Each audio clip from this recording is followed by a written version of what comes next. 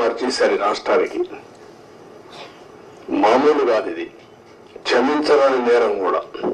ఒక చిన్న తప్పు చేసేది అనుకుంటాం, అలాంటి పెద్ద ఇది చేసి డయాఫామ్ వాల్. ఇక్కడుండే ప్రెస్ లో మీరు చాలా మంది ఉంటారు.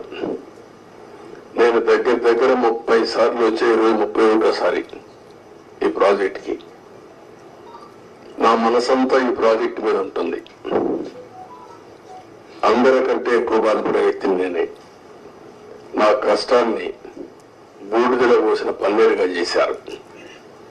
ఎందుకు ఈ మాట వాడుతున్నానంటే, పండగ రోజు కూడా నాగపూర్కి వెళ్ళి,